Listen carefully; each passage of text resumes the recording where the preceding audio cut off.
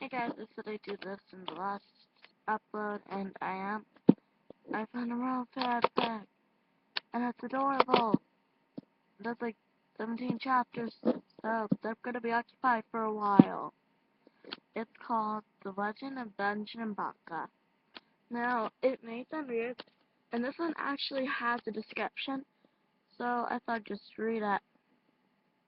Mitch and Jerome, a boy and a Bacca, got together and raised in Mitch's village for 2 years, until they were 18.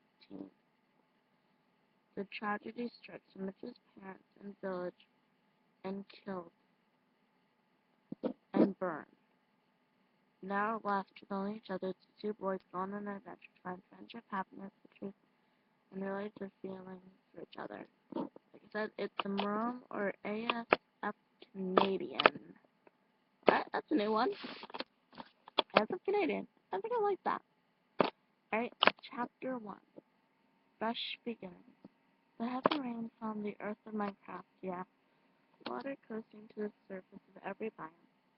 Plain, tundra, jungle, forest, mountain, desert, and somehow, even the cave biomes were drenched in the water. Uninhabitants of the land being forced to hide inside their homes, until the storm eventually passed. Winds below the trees, left and right, and the inhabitants of the trees were forced to leave their tree-topped homes, seeking refuge on the ground. Such a person rushed through the jungle, skipping from one tree to another, landing near a pool of water, grabbing onto the vines near a body of water to keep itself upright. The brown went brown down to drink the water, guzzling the liquid with energy. Sorry, I blanked out. Lifting its head up to survey the area. The future's power reaction seemed to suggest it was very prepared to possibly evolve. It looked towards the tree, letting the water drip onto his face, washing away the grime of the hair that fitted it. Before quickly moving off to another tree, heading hopefully to a drier, safer place. On the opposite side of the same jungle, a small village sat, inhabited pines and the rain that flagged them. The town was usually dry. The crops managed to grow, and people usually seemed to flourish. Hunting parties set up every couple of weeks to hunt for food, or with another useful materials and resources. However, due to the instant rain, the hunting party of that particular week was unable to part, leaving the village full of villagers, both with less to no resources. There are many of the people in the village, most of them young teens. Teens wanted to help the town. Not really out of the normal sense, but there was someone who wanted an adventure, someone who wanted to explore, visit cities, become famous, and not just something than a simple farmer or hunter. One of these few teenagers was a young lad called Mitch, a young boy 16 years of age, but average long hair of a color brown, eyes of the same sandy brown. He wore a rad black checkerboard hoodie jacket and a small golden necklace around his neck. Mitch was master at hunting, and he rather skilled forms of weapons, including archery, sword fighting, potion throwing, though he was not the best with an axe. He was only once weak spot when it came to fighting, but never much experience axe wielding enemies. Although from what he knew about axes, he knew the axes wielders were manly, very slow, and clumsy, which was great for vengeance and his speedy sword skills. Mitch wanted to use his skills to help people, especially since they're adapted to different since he was adapted to defeating mobs. Mitch at that moment during the storm was sitting in his home, lying on the bed, while his mother and father sat working him, discussing adult matters regarding the food supply of the village. The hunting squad of the village had put around the garden the golden pendant on his neck. Looking at it with a smile again, it had been a gift from his mother on his 10th birthday. celebrate his first hunt in a hunting spot. That day was a day to remember, and he could remember it so fondly. Mitch, you left a zombie, his father shouted, lunging towards the zombie nearby Mitch. The young boy turned to face the zombie that his father had pointed out. Throwing his sword into the zombie's abdomen, the zombie giving out a loud grunt before falling to the ground unmoving. Well done, son. You got a very good handle on that blade. I've been training with Mr. Oaken for a while now, and he's one of the leader of the hunting party in this day. Mitch humbly muttered, looking down at the silent embracement his father had put his hand on his right shoulder. Mitch, you'll make a fine hunter one day. Maybe even the leader of hunting party, just like Oaken and me. His father laughed, walking forward, pulling Mitch along with him to catch up with the group out hunting. Honey, I need Mitch here for a moment, a young woman with long blonde hair called. Sure thing, sweetie, Dad, Mitch called out, pushing Mitch in the direction of the woman. Your mother wants you, Mitch. Mitch sighed and ran to his mother, who was sitting down in a large tree in the middle. She had more smile holding up the book. Mitch, your father and I got this for your birthday. It's a very special day. You need to look after it with your life. Mitch's mother explained, handing the balloon box to Mitch.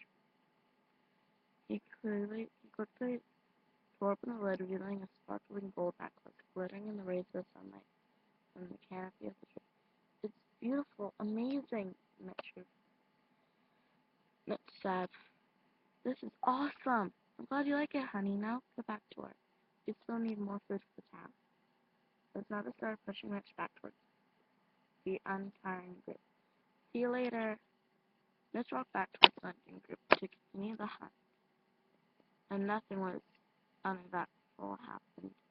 Well, not right away, until nighttime when the group was asleep. Mitch had awakened the sound of a loud noise, the sound of branches snapping. He quickly moved his head up, and looking around the landscape group.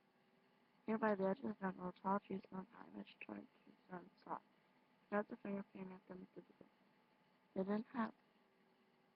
had a small stature of them, nor the bony shape of its trunk, but it seemed more menacing than ever. What the? Mitch spoke for only a second, then the figure was gone, vanished into the gloom. Mitch remembered the day, confusion and fondness, the necklace making him feel warm inside, the figure giving him a sense of uneasiness. He kept thinking back to those figures for months.